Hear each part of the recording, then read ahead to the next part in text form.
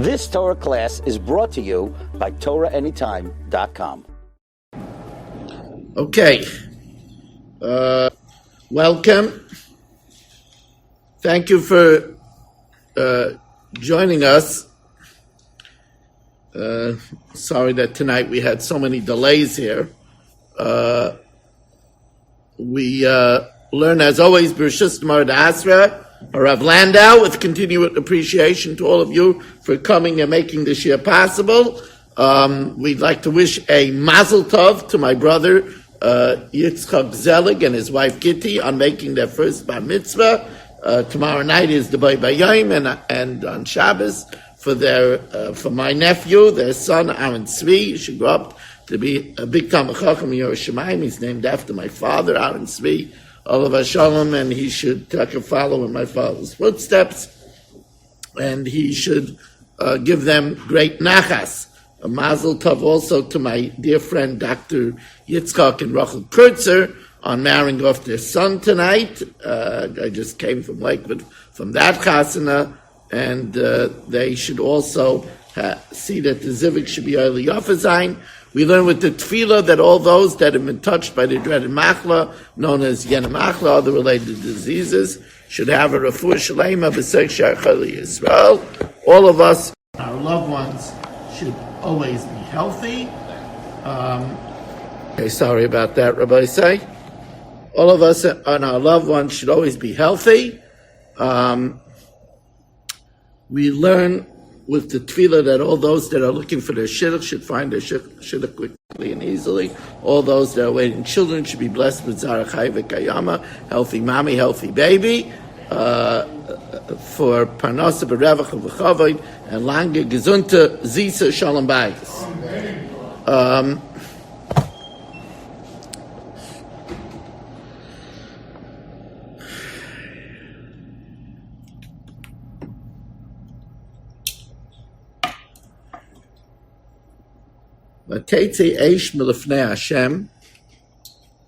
And a terrible, terrible tragedy happened. The two of the greatest Talmidei Chachamim of the time and the Tzaddikim of the time happened at the time of the inauguration of the Mishkan. A fire came out, two laser-like beams came out of the Kodesh Kodashim and divided into four, went into the nostrils of Nadav and Avihu, v'teichel oisam, and consumed them, v'yamusu. So the Gemara tells us that Nadav and Avihu passed away because they didn't marry. Many times we've talked about the fact that that's very difficult because it says in the Torah why they died. It says they died because they offered up an Eish Zorah. They departed from the strict protocol. And in the Beis HaMikdash, if you change from the protocol, you're Chayav Misa. That's why it says that Esav said, Hinei anochi haylech lamas aliyah b'chayra. Why would I ever want the b'char to serve Avodah? If you detract from the protocol, you're dead. Hunting is a lot safer. So we know that they changed from protocol. That's why they died. What's the Gemara saying different than the Torah? So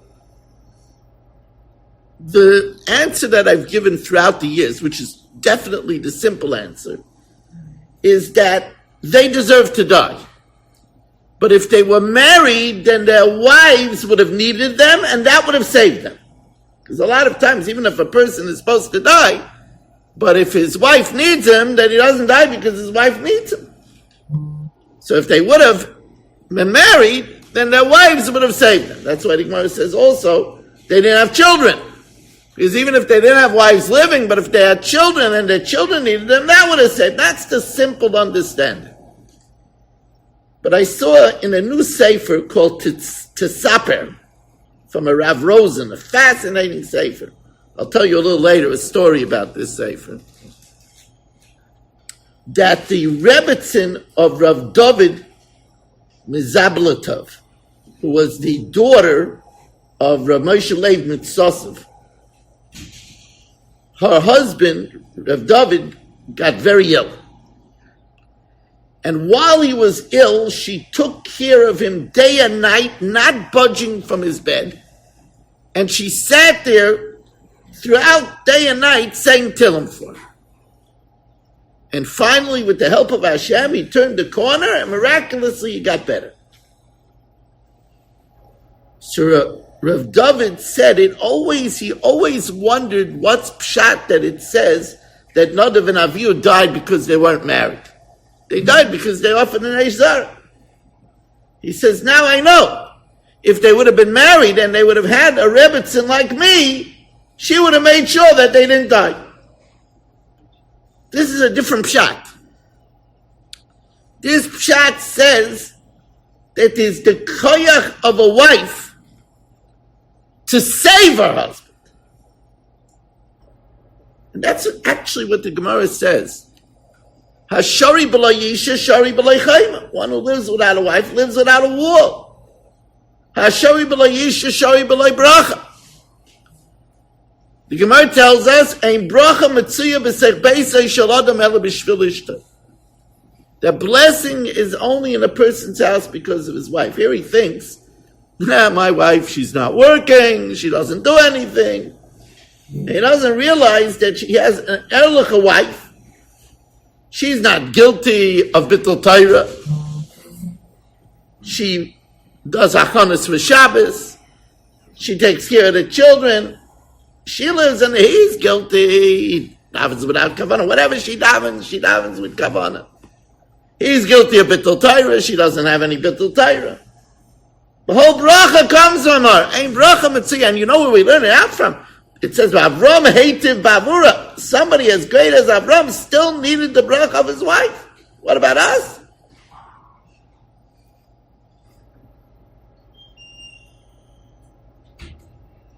We know that by the chuppah, the kala goes around the chassan 7 times.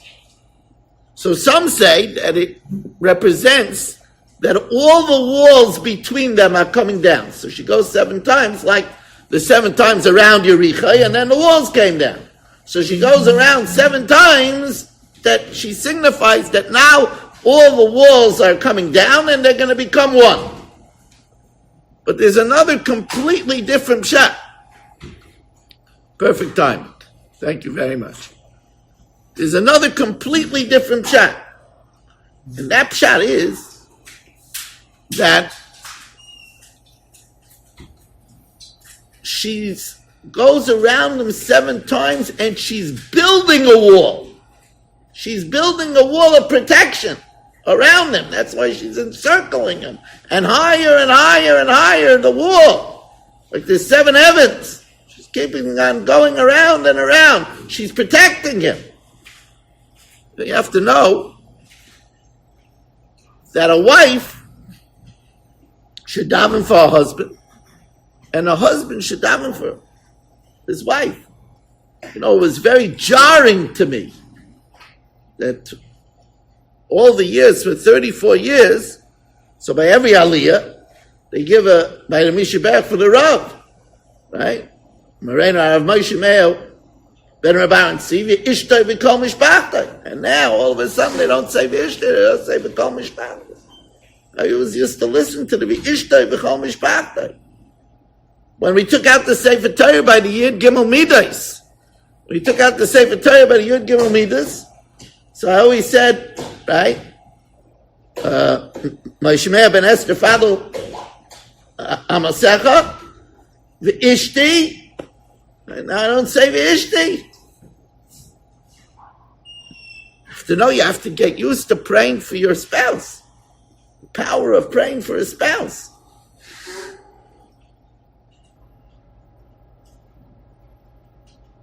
Take the opportunity to thank TorahAnytime.com. He said, what's your name? Mayor, who the last minute, he's recording by, I think, Rabbi Wallerstein also tonight. The last minute, see, I do it all the time by myself. But the last minute, I left my camera, so he sent down to have it done. I really appreciate it, Mayor. Yeah, we all appreciate it.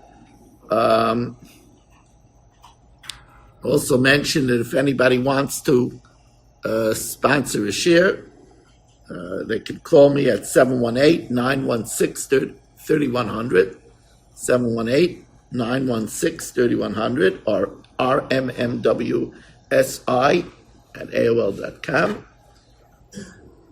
This is a newer system or an older system? The newest system. Looks so complicated. Are we running? We're running. Thank you very much. I don't see any lights over there. That's okay? I'm not supposed to see any lights. No? Okay. So now we welcome in live our audience from TorahAnytime.com as well. And we also want to thank Mayor Summers for choreographing this. We're good? Now what's going to happen? You're going to come back for the camera? Yeah, and you're going to download it? Okay, so it's called Parashat Shmini Gems 5778. Parashat Shmini Gems 5778. I'll see it. It'll be downloaded yet tonight? Thank you very much. V'chol ha'sheretz ha'shoretz al ha'oretz sheket hu lo ye'ochel. And all, it's fine. V'chol ha'sheretz ha'shoretz al ha'oretz sheket hu lo ye'ochel. And all of the creeping things that creep on the land, it's sheket, it's disgusting, it should not be eaten. So obviously the word al ha'oretz seems to be totally superfluous. Where do you think it crawls? On your nose? What does it mean, v'chol sheretz ha'sheretz al ha'oretz?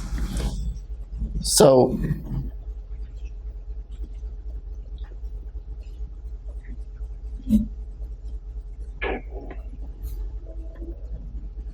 Zelochem atemei b'sheretz ha'sheretz al ha'oretz ha'choyled v'achbar v'atzav. Again, it says al ha'oretz. Why does it say al ha'oretz?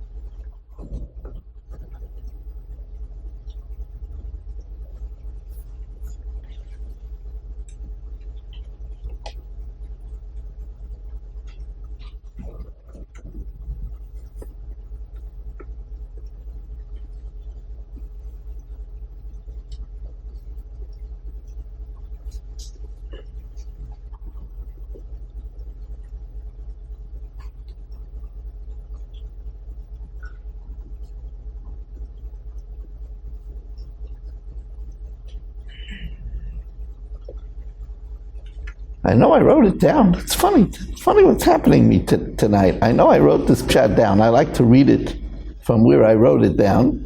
I don't see where I wrote it down. Okay. So, one of the great Chachamim from Izemer cites the Gemara. Gemara teaches us that Rab Shimon ben Chalafta,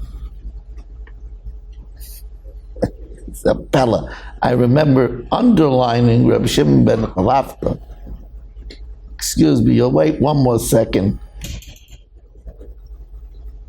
Yeah, I'm sorry, here it is. Okay. So I quoted the wrong pasuk. Dabru al b'nei Yisrael lema zoysa chaya asher toichelu mikol ha-behema asher al ha'oretz. So why does it say asher al ha'oretz? There are no behemoths in the Mayim. So Rav Shlomo Al-Ghazi from Izemer says that it says in the Gemara in Sanhedrin Daf Nun Tes that Rab Shimon Chalafta was going on the road and he bumped into two lions. And the two lions were growling. They were hungry.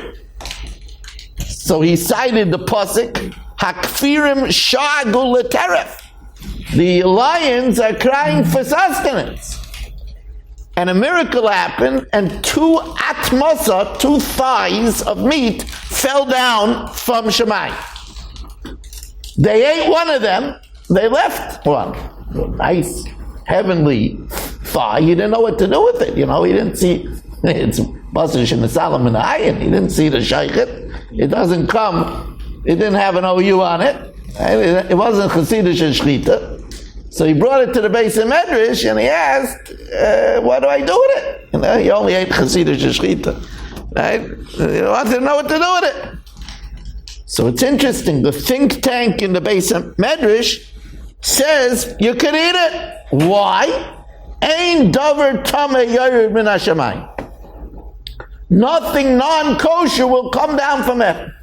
Came down, you saw it come down from heaven, it's heavenly, you can eat it. Ein davar tameh yored min hashamayim. And the Gemara tells us that Reb Zera had another ma'isa where there fell from heaven a demus chamor, something that looked like a donkey, and they paskened hearty appetite. Ein davar tameh yored min hashamayim. It's interesting, this concept. Because that's the understanding. We know that the 40 years that we partook of the mun, anybody that ate the mun didn't have to go to the bathroom. Because what happens in the bathroom? What comes out in the bathroom? The psilus. That which is not good for the body. Ein davar tameh yored min hashamayim. If it's food from heaven, lechem abirim, there's nothing that's not good. From heaven, it's only good. And that's why we said, B'chamushim olu b'nei Yisrael me'eretz Mitzrayim. We had to bring weapons from Mitzrayim. Why do we have to bring weapons? Let it come down from Shemayim when we need it. No. Weapons of violence will never come down from heaven. It says in the Gemara Saita that cosmetics came down with the mun. Oh, that's something that generates shalom, that generates ava, that will come down from heaven.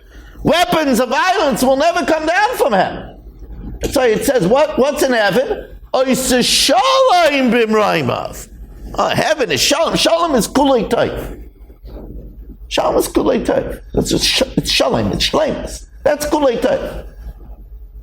So the mission statement of a Yid is shalom. And the Rambam says, Shekol ha-Torah kula nitna la'asa shalom, shenemad rachad ha'chenayam v'chol nesiv ha'iseh shalom. That comes from heaven. Ha'iseh shalom b'mrayim. And now we get a new understanding. What do we have from heaven?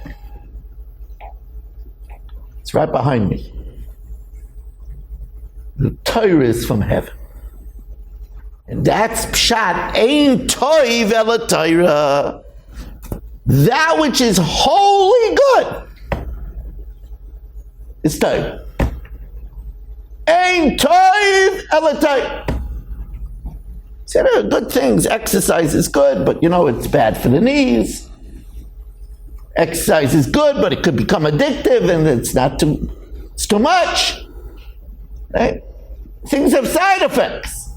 Painkillers are good. People that have to take Percocet, oxycodone, it's good, but it could become addictive. There's only one thing that has no negative side effects. It's good for the entire flesh. No side effects. That's Torah. That's pshat ain't Torah Torah because it comes from heaven. It's a big lesson. And I'm going to share with you another word from this Sefer Tzapper. And you're going to enjoy so much this Sefer tonight. So I'll tell you a remarkable thing. I never heard of this Sefer. And I wouldn't have had it for today's share if not for an interesting sequence of circumstances. I gave share by my daf late Sunday night, and the house is empty after Pesach. So I went into a all-night store on 13th Avenue, Super 13, to buy something. And I was holding my Gemara Hurrius in my hand. And I shopped, and I left my Gemara there. I didn't even realize. On Facebook, somebody takes a picture of my Gemara, on a shelf in Super 13. It has my name on it. Rabbi Weiss, your Gemara was left there. So that generates that I never come in on Monday to Borough Park. But my Gemara was there, so I figured I'll go in, I'll eat some lunch, and I'll go into Eichlis to see if there's a new Sefer on Vayikra. And I found this new Sefer. That's why it had to happen. So listen to this word. It's mamish moridik word from Rabbi Yonasan Eibshitz. It says, "V'chol hasheretz hasheretz alo oretz sheketzu lo yeachol." Any creeping thing which creeps on the ground, you're not allowed to eat. Says Rashi. What do you mean creeps on the ground? So Rashi says, it excludes the gnats that are still inside the figs and the beans, and mites that never exited lentils, that you could swallow. Because if it never comes out, you can swallow. But once it's ala oretz, then it's awesome. So Rabbi Yonasan Eibshitz writes that the Poritz, the baron of his town, challenged him. He was a knowledgeable fellow. He knew this Rashi. He's a student of the Bible. And he said to him, it doesn't make sense to me. If the mite is forbidden, what's the difference if it's in the fruit or outside? If the gnat is a prohibited substance, what's the difference if it's inside the fig or it came out? I don't understand. So on the spot, Rabbi Yonasan Eibshitz takes a spoon and tells the Poritz to spit in the spoon. So he does. And then he tells the Poritz swallow it. So the Poritz looks at him and says, "Ugh, I'm not going to swallow that." He says, "I don't understand. You swallow spit all the time." "Oh, you mean before it comes out, it's okay, but once it comes out, it's not okay." That's what Rabbi Yonasan Eibshitz said. Goodness, on the spot. But I'd like to offer another answer to this question. See, that's the Torah. You build a pyramid on the Torah. Right? So you get inspired by a question, and then little pee-wee me has a thought to add. The idea is that once something comes out into this Olam HaHevel, it's polluted. Before it exits into this world, it's pure. Once it comes out into this world, it's already polluted. And I'll prove it to you. The fetus, until it comes into this world, it could see a malach, learn from a malach without any problem. Once it enters the Olam HaHevel, if it would see a malach, it would faint. If we would see a malach, we would faint. We wouldn't be able to. But the fetus could take it. Once we come into this world, what we call the Olam HaHevel, the influence of this world immediately brings us down. We have to realize that. This is a hostile world. It says that when people have been allowed to come back from the next world, they were given something to smell. They were given a wreath. And when I asked why they were wearing a wreath on their head, it's to retard the stink of this world. So the reason this world is called the Olam HaChoshech, it's the world of darkness. We have to realize it. And what protects us? Torah mitzvahs protect us. But we have to realize how dangerous is this world. Here's another question. The zelachem atomei b'sheretz hasheretz al haaretz. And this is for you, it's tamei. The sheretz hasheretz al haaretz, hachayilid, the weasel, v'achbar, the mouse, v'atzov, right, a type of toad, or a lizard. The tzov is a lizard. So those are the Shmini Gems that have their own tumah. The metame b'kadosh, the size of a lentil when they die. Ask Rabbeinu Bachya such an interesting, obvious question. Why isn't one of the Shmini Gems the Nachash? The Nachash slithers on the ground like a lizard. The Nachash isn't the Nachash Tavi Avois HaTova. And the Nachash brought death to all mankind. But the chameleon is a problem. The mouse is a problem. The lizard is a problem. The toad is a problem. The weasel is not the snake. How do you understand that? Snake isn't one of the Shmini Gems. Rabbeinu Bachya tells us, we find sometimes the idea, there's a question, why does Shavuos not have Chol Hamoed? So the simple answer is, the Shavuos doesn't have Chol Hamoed, because there's no reason for Shavuos to have Chol Hamoed. Is there a problem? There's no reason for Shavuos to have Chol Hamoed, because Pesach, there was the intermediate days where we came out of Mitzrayim, but we were running away from the 9 million Egyptians, and the climates happened on Shmini Shel Pesach. Sukkot, we know, is 7 days, because there were 7 clouds. Shavuos is only 1 day, Matan Torah. There's no reason to have a Chol Hamoed. But you know what the Medrash says? Fascinating reason. Fascinating reason. The Medrash says. Medrash says that there's no Chol Hamoed because it's the Chag HaKotzin. It's the time of harvest. V'chos HaKadosh Baruch Hu al Memoinan Shel Yisrael. And Hashem is concerned to give us 7 days where we can't work. It wouldn't be good for Klal Yisrael. If the Rabbeinu Shalom is Chos al Memoinan Shel Yisrael, says Rabbeinu Bachya, if he would make a snake Tomei, then people will be afraid to kill it. They don't want to become Tomei, then they won't be able to eat kachim. They won't be able to eat truma. People won't kill snakes. You'll make the scorpion Tomei. Scorpion is also not one of the Shmini Gems. People will be afraid to kill it, and then people will die because of that. So you'll see that the Shmini Gems, none of the Shmini Gems are creatures that have eris, that has poison. Because Chos HaKadosh Baruch Al Yisrael, if people will avoid killing it because they won't want to become Tomei, then other people will die.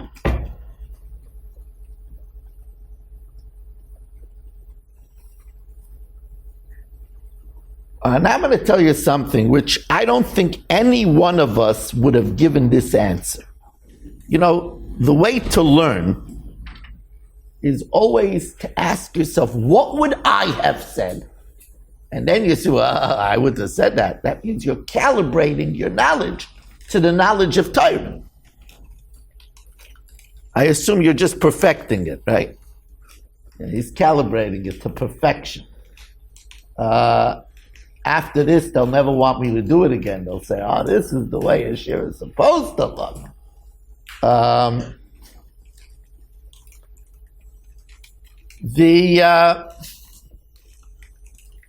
I told you there was another Haggadah put out this year by Ben Zion Abashol, Chacham Ben Zion Abashol from Parat Yosef. We didn't have the opportunity to indulge in that Haggadah really. Somebody came over, a Chiloni, a Lodati, secular Jew, came over to him and said, look, I'm not ready to accept the whole Torah. I can't. It's too much. But I'm ready to take on one thing. Any one thing that you tell me, I'm willing to do. What should it be? So I ask you, if somebody asked you that question, what would you say? I thought about it, and I would have said one of two things. Either I would have told him, keep Shabbos. Shabbos is shakol keneged kol haTorah kula. And Shabbos is the Makar HaBracha. Who knows, if he keeps Shabbos, who knows what would happen to him? Or I would tell him, learn Torah. Every day learn Torah. Every 12 hours learn Torah. It's a Talmud Torah keneged kula. And if he learns Torah, he'll be interested in a lot of other stuff. Well, lucky for this fellow, I'm not Chacham Ben Zion Abashol. He told him that he should stay away from forbidden foods and only eat kosher. And after the man walked out, the Talmidim looked in wonderment. The Talmidim thought like this Pee Wee Weiss over here. The Talmidim were amazed. That's the selection. If you have one choice, that's the selection. So the Chacham explained, if you eat non-kosher food, this timtum alev, your heart is gestoppt. You can't accept anything. I need to open up. I need to open up the heart. If he starts eating kosher, his heart will open and he'll be ready to receive everything else. Until now, he's gestoppt. He's not receiving anything. The doors are closed. His heart is sealed. What a fascinating thing. Fascinating thing. It's brought down that it says, Lo sitamu bahem v'nitmeisem bam. They asked Rabbeinu Yosef Chaim from Baghdad, they asked him, is somebody have timtum alev if he ate something and it's not his fault? You go into a pizza shop and it has hashgacha, good hashgacha, of Rabbanim of Borough Park, and it's a great hashgacha, the Rabbanim of Flatbush. The fact of the matter is it was the night after Pesach, and the cheese spoiled, and the owner, it was a big nisayon for him that night, pays for his whole Pesach. So he ran out to a Goyish store and bought Goyish cheese and used it. A whole bunch of people ate forbidden pizza. So they asked Rabbi Yosef Chaim of Baghdad, are those people going to get timtum alev? It's not their fault. And Rabbi Yosef Chaim says, yes, they will. And Rabbi Yosef Chaim says, that's the double lashon in the pasuk, Lo sitamu bahem v'nitmeisem bam. No matter what, if you eat something that's not kosher, you're going to be fashtupt. And he says as follows, I'm going to quote it verbatim because it's so scary. The kol davar aser, anything that's not kosher, the tameh, that's contaminated, shaira alav, there devolves upon it, koyach ruchni shel tama. It's a metzias. Ukesha adam oichel saying when a person eats it, Shaira oisei koyach ala adam, it enters into the person, v'nichnas by going invading him and contaminates him. It's a metzias. It's like saying, that thing that you ate, it's poison. What do you mean it wasn't my fault? I didn't know. What's the difference between your fault and I ate poison? You're in trouble. You better run to poison control. But I didn't mean to. So you didn't mean to. The mean to doesn't help. So I'm going to tell you a story. Fasten your seatbelts for this story. Fasten your seatbelts. A story worthy of bringing the camera here tonight. This camera is a little bit of a miracle. I'll tell you a story.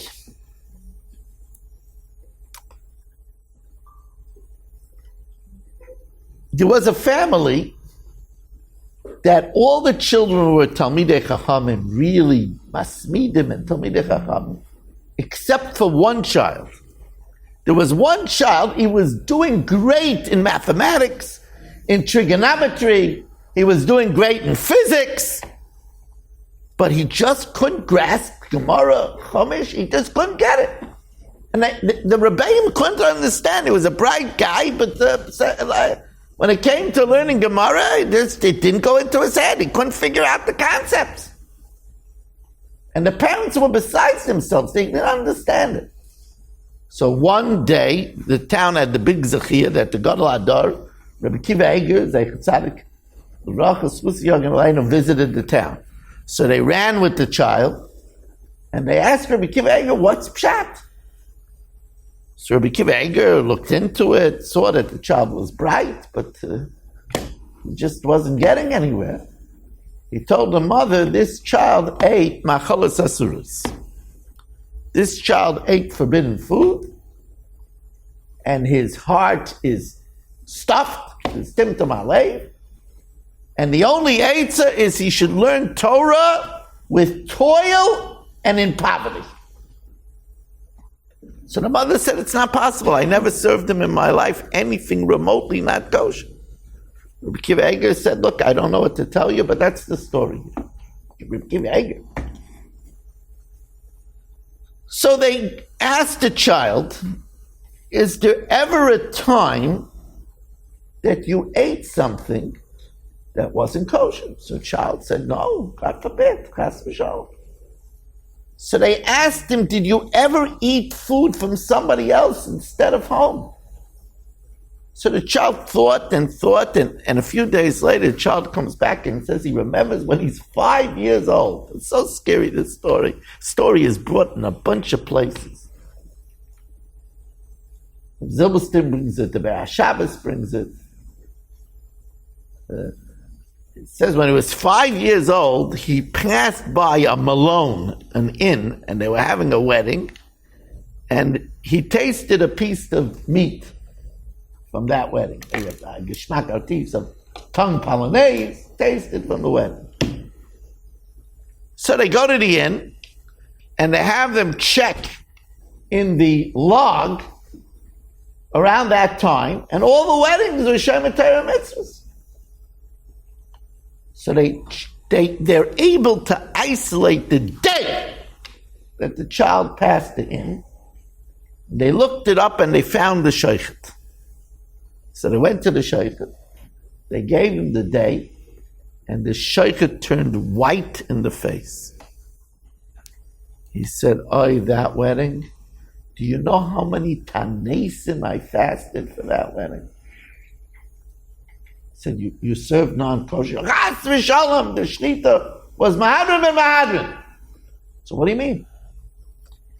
He said that wedding was a second marriage. And the husband, the get that he gave his first wife, the Balatanya said was a get pass. It happened many years ago. And now he remarried. Of course, it really is an issue of the Chayim D'Rabbeinu Gershon. The Balatanya wrote, it's a Shulchan Aruch Harav, the Balatanya wrote that no one should allow this man to remarry because the get he gave his first wife was a get puzzle. And if he does remarry, no sheikhet should check for that chasana. And if you shecht for that chasana, he's geyser that all the meat is nevela. And that was the piece of meat that the child ate. Rabbi Akiva Eiger said that the child should leave home, go to Eretz Yisrael, which in those days was great poverty, and learn there, and he became one of the great Talmidei Chachamim of Eretz Yisrael. But that's the power of eating one time something that's not kosher. That's how careful we have to be. People are cavalier. People say, look, it has hashgacha. Yeah. If it's not kosher, the mashgiach will burn. It's not my problem. It's not the way it works. That's the way it works.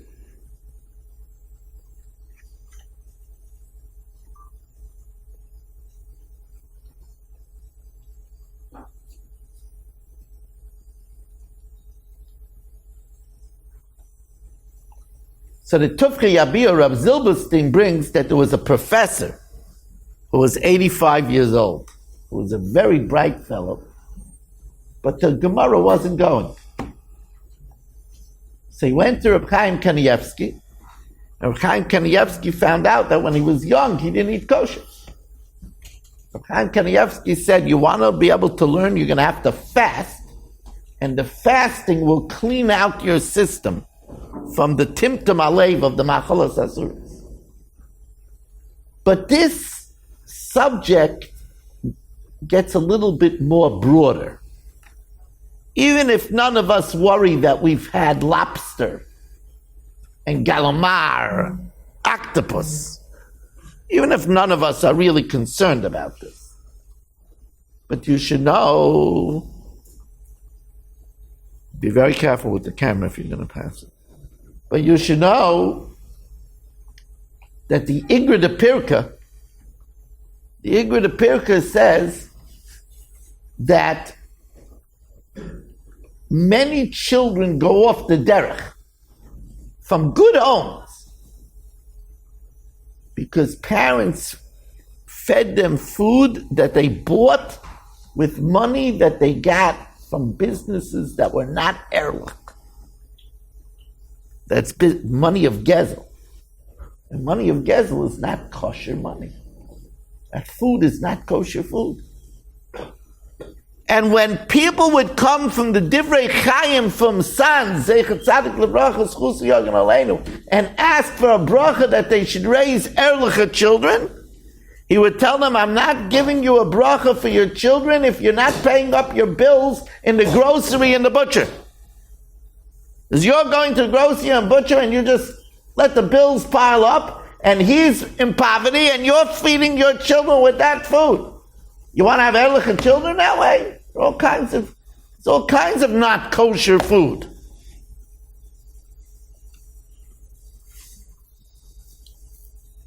You know, we bandy about the term holy, heilig. He's a holy man. He's a heilige mensch. So I'll tell you an interesting story from Rabbi Cheskel Meshinova. The heilige Shinova, Zech Tzadik L'Bracha, Schus Yogan Aleinu. He was very makpid in Netilas Yadayim, in all the details in Netilas Yadayim. So somebody once asked him why. So he told him it's pashut. We want to be holy. We want to be heilig. It says in this week's parasha, how do you become holy? V'eskadishtem v'yisem kedoshim. Gemara says v'eskadishtem zu mayim rishonim v'yisem kedoshim zu mayim achrayim. You want to become holy, be makpid. You know, people say, mayim achrayim. You want to be holy? V'eskadishtem v'yisem kedoshim. You want to be holy? V'eskadishtem zu mayim rishonim v'yisem kedoshim zu mayim achrayim.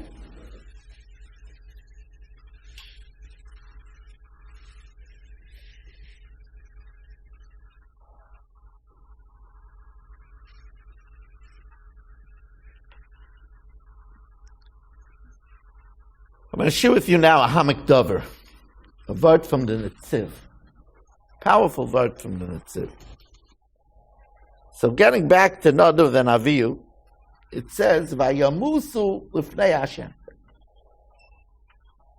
So the Hamak Dover, the Netziv, Zeichet Tzadik L'Bracha, Schus Yogan Aleinu, a pretty remarkable man, the Netziv, able to wear a hat of Rosh Hashiva of the biggest yeshiva in the world, and the Rav of the town of Elazar.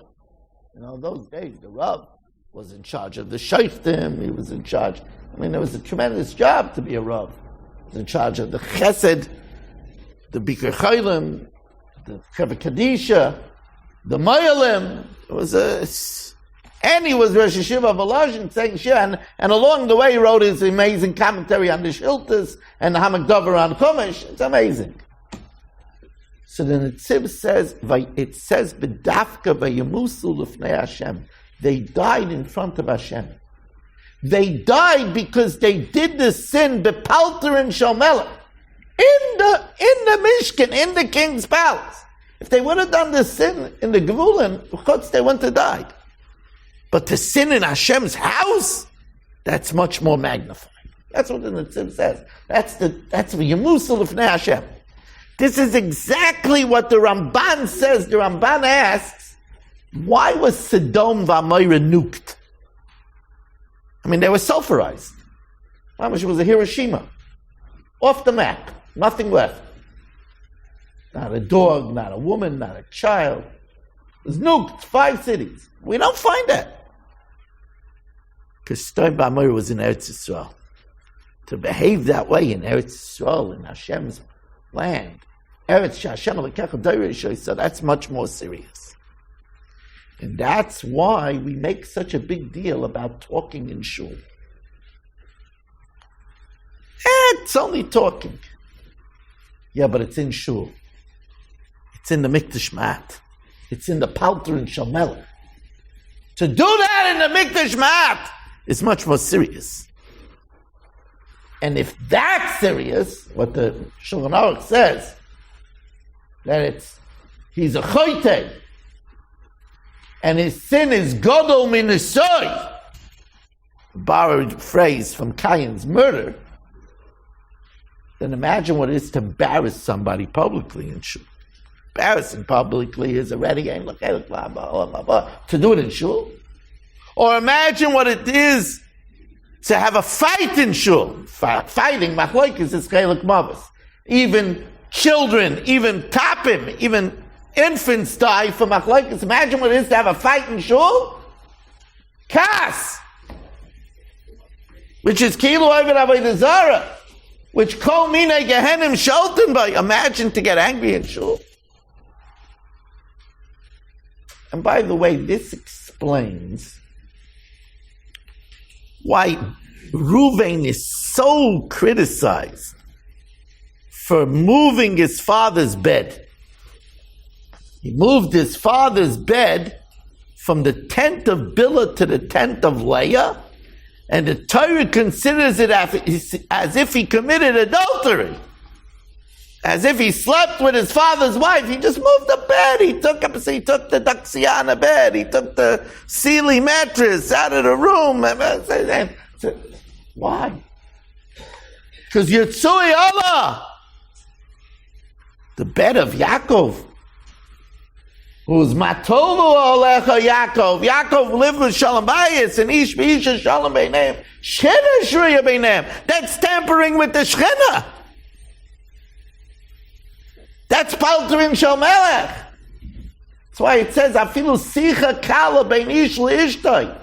Even the chatter that a man and a woman have in bed. Why? Because Bia is Baka. It's a time of Shechina. Be careful at a time of Shechina. That's Palterin Shel Melech. That's why it's such a crime. It's considered the height of criminality when two people are learning, or even one person that learns, to be mavatal them, to interrupt them. It's considered a terrible crime. Why? Because Shnayim sheyoshvim, and there's beineim Torah, right? Shchina shriya beineim. Afilu echad yoshev l'loimeid. Even one person who sits and learns, the Shchina is there. Right? You interrupt them in front of the Shechina, you're being mavatul Torah, that's Palterin Shel Melech. That's much more serious.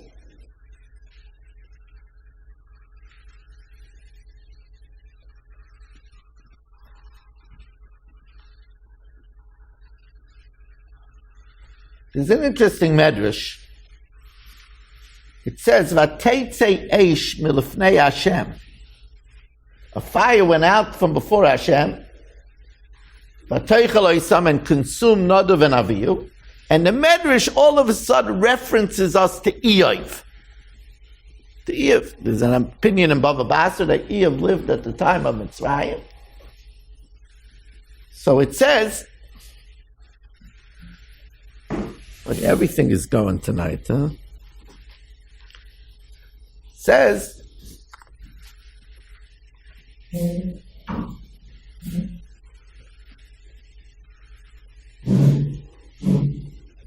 says in the Medrash, Kisheba Eiv, Ra Eiv, when Eiv saw Misas Shnei B'nei Aaron, the death of the two children of Aaron, Amar, he said, L'zois, this Yechrad Libi, makes my heart tremble. What does the death of Nadav and Avihu have to do with Eiv getting palpitations? Says the Chidah. What a, this is some Chidah. Says the Chidah, what was the story with Nadav and Avihu? One day, Moshe and Aaron were walking, and Nadav and Avihu were in back of them, and in back of them was Klal Yisrael. Nadav and Avihu were the heir apparents. And Nadav said to Avihu something that sounds very callous. Nadav said to Avihu, "Eimasa yamusu shnei zikenim alalu." When will these two elders die? V'ani v'ata nanigas dar, and we'll take over the leadership. So Hashem says, "We'll see who will bury who. See who will bury who." Now, first of all, we have to understand what Nadav and Avihu, they were great tzaddik, what they meant. Nadav and Avihu felt that the new generation needed different manhigim. Moshe and Aaron were the old generation. The old generation doesn't understand the new dar with the iPods and Twitter and Facebook. They don't understand IMing and unfriending. They don't understand selfies, and it's a whole new world. And they knew, they said, listen, the new world needs a younger generation. And that's what they said. So Mida Keneged Mida, they died. Says the Chidah, Nadav said it, Avihu only listened. He listened, but he was quiet.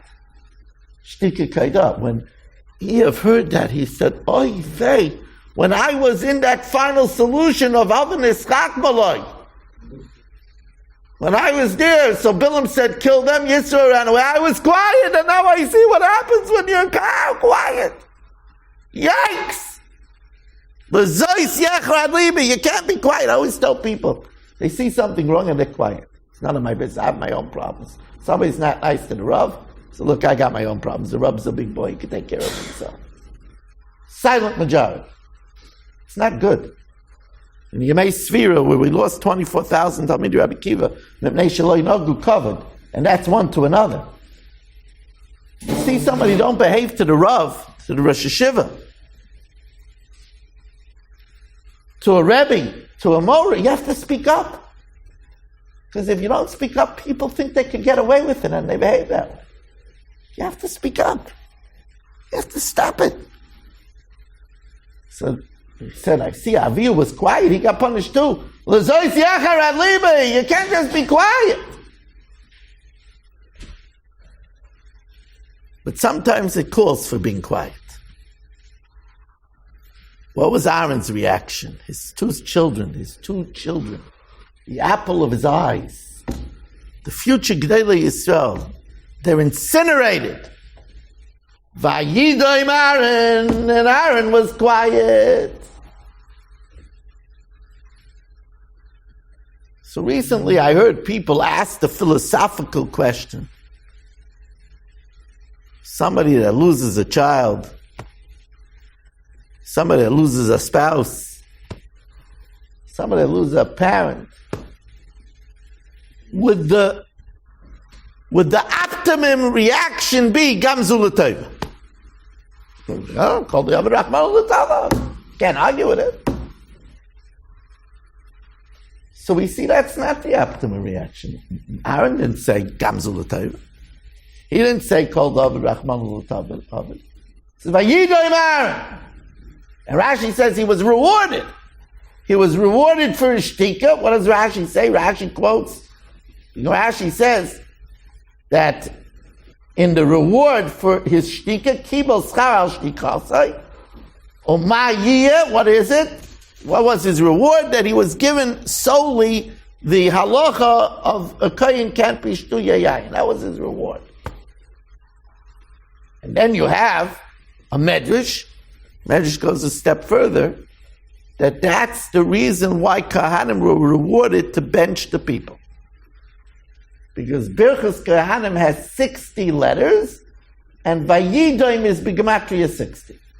That's a medrash. Vayidoim is 60, and Birchas Kahanim has 60 letters, and what's the Mida Keneged Mida? I thought it's a simple Mida Keneged Mida. Normally, if something terrible happens to a person, a lot of people curse. He didn't. He says, you didn't curse, you're going to be rewarded to bless. But he was quiet. And I saw that is it the Alshich?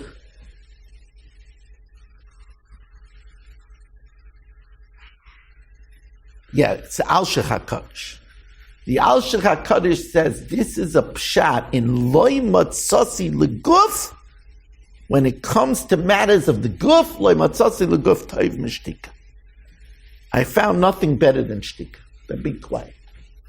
That's the optimum response. But you'll say, but should he think in his mind that it's good?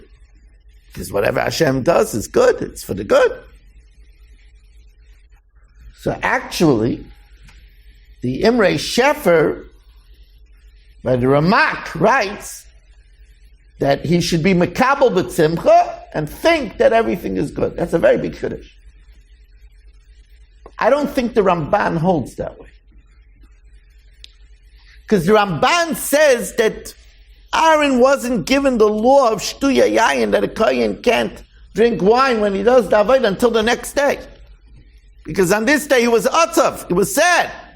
And ein hashchina shruya b'seich hatzvos. You can't get a divine revelation b'seich hatzvos. Why was he sad? Because lo yinidna Torah l'malachei hasharis. And I think I might have dreamed this last night. It dribbled off.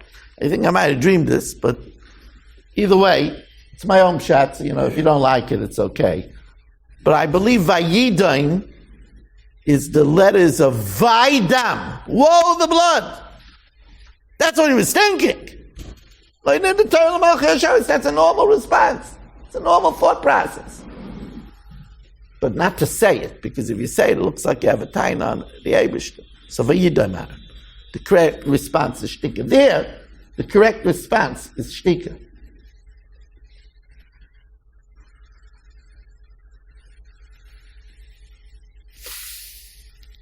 I want to conclude with a subject that I believe is on a lot of people's minds. Something that because of our technology, many people had a visual that didn't let them sleep. And that's the horrific car crash that took from us, because of two drunk drivers drag racing, it took from us such a sweet chassan and kala. Before they got a chance to even get married, before they had a chance to make a future and have children, they were snatched away in the height of their lives. And people saw, if they have technology, they saw just a few days before them entering into the house and everybody wishing them mazel tov, with faces full of hope and excitement. And now when they were buried, they couldn't even be buried together. They're not husband and wife. And people watch in shocked disbelief. They have to go into Yom Tov thinking about this. So I saw my colleague, Rav Eitan Feiner, wrote a very fine piece, which I quoted in Shul, about the fact that human beings are not like malachim. Basically, he said that we see that for the malachim, we're not allowed to say Shira Alayam. Right? Hashem told them, Ma'aseh Yodai Tovim B'Yam V'atem Omrim Shira? Yet we say Shira. Oz Yoshem Moshe B'nai Yisrael Sa Shira Hazayis. So the simple understanding is that malachim, they don't gain anything by seeing the punishment of the wicked. Because they don't have any shalos in emunah. They don't have any bechira. They face Hashem. So therefore, for them, seeing people suffer is not a benefit, so they can't sing. For us to see shilumas risham tira, to see reward and punishment, for us it elevates us, so we can sing. That's the simple understanding. But Rabbi Feiner added an interesting angle. He said, Malachim can't multitask. He didn't use those words. Those are my words. He didn't even say this. I'm embellishing what he said. What do we learn? By Avram Avinu, Hashem had to send 3 malachim. One to give Sava the news, one to heal him, right? One to destroy Sodom. Why? Because a malach could only do one shlichus. A malach could only can't multitask. So a malach can't be happy for the Yidden and sad for the Egyptians at the same time. He can't compartmentalize. A human being can multitask. A human being can compartmentalize. We are able to feel bad for the suffering of the family and the loss of these wonderful children, and yet also celebrate Yom Tov. We're able to do that. The Gilul Birada. We have such a we can compartmentalize. I remember Rav Moshe going to 2 brisim in the morning, 2 levayas in the afternoon, and 4 chasanas in the night. A human being can compartmentalize. Unfortunately, a lot of times we use it wrong. We just had a Gemara in Avodah Zarah. Gemara tells us in Avodah Zarah that if a Yiddish man has a goyish zoina, a harlot, a woman of the night, in his house, so he's going to do a terrible sin with a goyish woman, and he has a bottle of wine that's not mavushal, even though she was there, he could drink it. Because since he was watching her, she'd be afraid to touch it. But what does he care about mavushal? He's sitting with the woman. No, he compartmentalizes. He has a taiva for the flesh, but he doesn't have taiva to drink yain. People do this all the time. They sit by the mizrach with a gartel and a shtaimel, and they're not honest in business. No, business is business.